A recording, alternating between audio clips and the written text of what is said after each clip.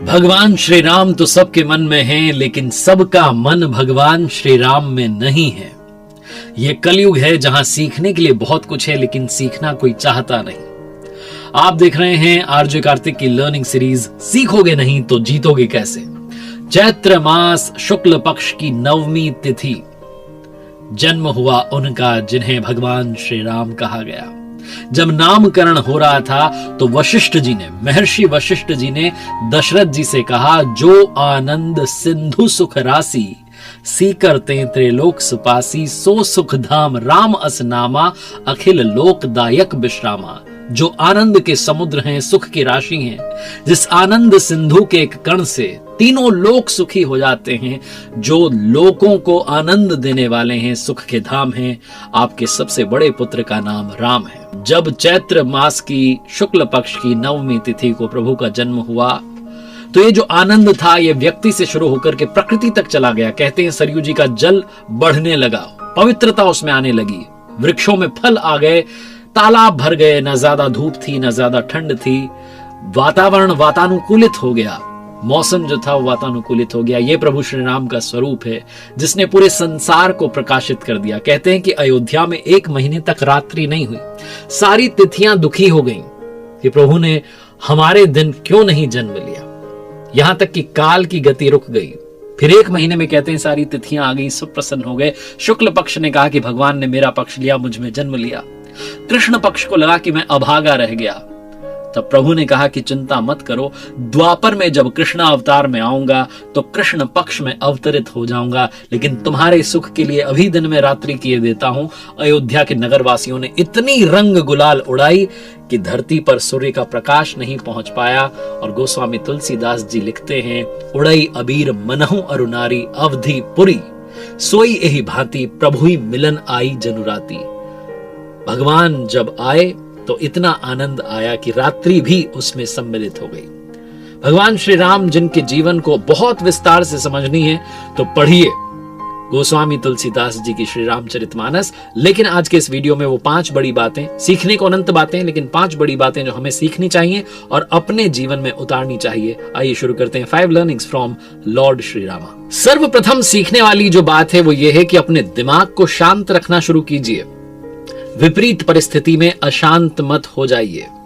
भगवान श्री राम ने अपनी जीवन यात्रा में न जाने कितने असुरों का संहार किया, रावण का वध किया, बहुत सारी विपरीत परिस्थितियां आई, लेकिन कभी हिम्मत नहीं हारी, कभी अपने दिमाग को अशांत नहीं होने दिया, शांत चित्त से हर समस्या का समाधान किया। रामायण में वर्णन है कि मेघनाथ जब कपट वाला युद्ध कर रहा था, बार बार गायब हो रहा था और तीर चला रहा था, लक्ष्मण जी को गुस्सा आ गया। भगवान श्री राम के पास गए, जाकर कहा कि मुझे आज्ञा दीजिए, ब्रह्मास्त्र चलाता हूं। भगवान श्री राम ने अपने भ्राता लक्ष्मण को समझाया कि जब कोई मनुष्य हमारे सामने युद्ध ना कर रहा हो, हमारी शरण में आ गया हो, युद्ध भूमि से भाग गया हो या पागल हो गया हो, ऐसे 4 मनुष्यों पर ब्रह्मास्त्र का प्रयोग नहीं करना चाहिए। उन्होंने मना कर दिया तो भ्राता लक्ष्मण वापस युद्ध भूमि में आए, मेघनाथ से युद्ध करने लगे, लेकिन वो आकाश में गायब हो करके अलग अलग दिशाओं से बाण चला रहा था और उसने शक्ति बाण का इस्तेमाल किया। लक्ष्मण जी मूर्छित होकर के जमीन पर गिर पड़े। इस विपरीत परिस्थिति में जहां भगवान श्री राम के भ्राता लक्ष्मण जमीन पर थे, बेहोश हो गए थे, तब भी उन्होंने अपने दिमाग को अशांत नहीं होने दिया। कहा अपनी सेना से कि जाइए, जाकर के वैद्य जी को लेकर आइए।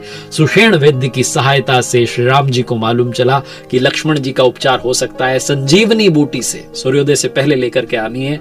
उनकी सेना में उनके परम भक्त हनुमान जी थे। हनुमान जी ने अपने प्रभु का आदेश माना, लेकर के आए संजीवनी बूटी और सुबह तक उपचार हो गया लक्ष्मण जी का। वापस वो युद्ध भूमि में लड़ने के लिए तैयार थे। इतनी बड़ी विपरीत परिस्थिति में भी भगवान श्री राम ने अपने चित्त को अशांत नहीं होने दिया। सबसे बड़ी और सबसे पहली सीखने वाली बात है, चाहे जो सिचुएशन आ जाए, अपने दिमाग को शांत और स्थिर रखना शुरू कीजिए। दूसरी बात जो सीखनी चाहिए भगवान श्री राम की जीवन यात्रा से, जीवन में चरित्रवान बनिए। रावण मूर्छित होकर के जमीन पर गिरा पड़ा था, अपनी अंतिम श्वास गिन रहा था। कहते हैं भगवान श्री राम ने अपने भ्राता लक्ष्मण से कहा, जाकर के ज्ञान प्राप्त करके आइए। लक्ष्मण जी गए तो रावण ने कहा कि तुम मेरे सवाल का उत्तर दोगे तभी तुम्हें ज्ञान बताऊंगा, ज्ञान की बातें बताऊंगा। तो पूछा रावण ने कि मेरी हार की सबसे बड़ी वजह क्या है।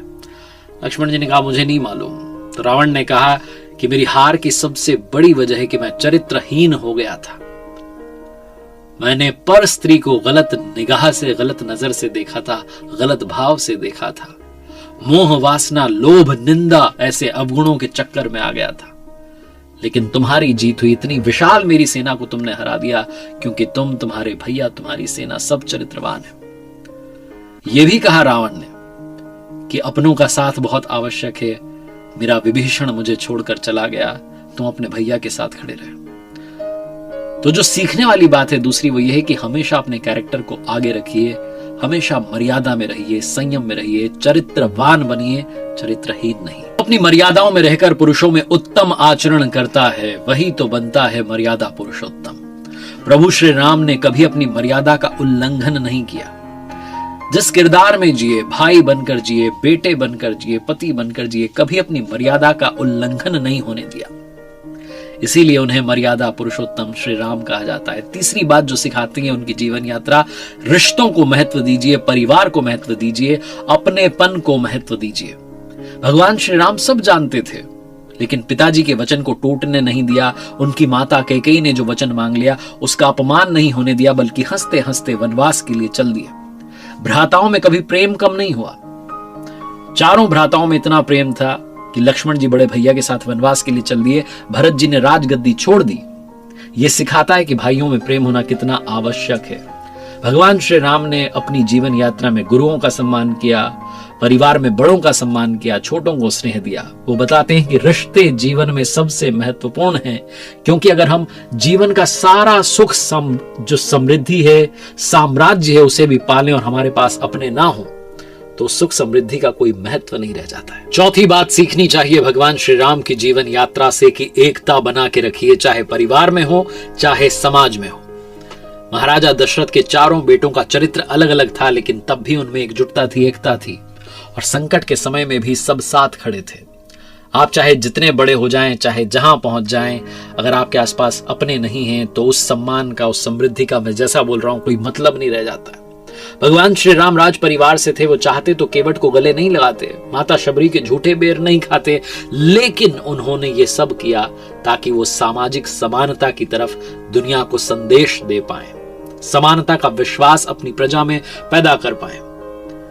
जब लंका पर चढ़ाई करनी थी तो उन्होंने वानरों की सेना को भी अपने साथ में लिया, सबको संगठित किया, सबको एकजुट रखा और तब जाकर के लंका पर जीत हासिल की। उनकी जीवन यात्रा सिखाती है एकता बनाए रखिए, बिखरिए मत, छोटी छोटी बातों को लेकर के झगड़ना बंद कीजिए। और अंतिम बात, सीखने के लिए तो अनंत बातें हैं, लेकिन 5 लर्निंग्स में जो लर्निंग नंबर 5 है वो सिखाती है कि हमेशा विनम्र बने रहिए, शांत बने रहिए। भगवान श्री राम लंका तक जाने के लिए बड़ी प्रार्थना करते हैं समुद्र देव से, लेकिन वो प्रसन्न नहीं होते। अंत में थोड़ा सा उन्हें क्रोध आता है, समुद्र देव दर्शन देते हैं और फिर जो है रास्ता जो है वो आसान बना देते हैं। लेकिन अपनी विनम्रता को भगवान श्री राम नहीं छोड़ते। उनके भ्राता उन्हें कहते हैं कि भैया अभी आसान कर देते हैं रास्ता, लेकिन वो कहते हैं नहीं, हमें प्रार्थना करनी चाहिए। समुद्र देव की तपस्या करते हैं। रावण का भाई विभीषण जब प्रभु श्री राम की शरण में आता है तो उस पर संशय नहीं करते, बल्कि खुले दिल से उसका स्वागत करते हैं।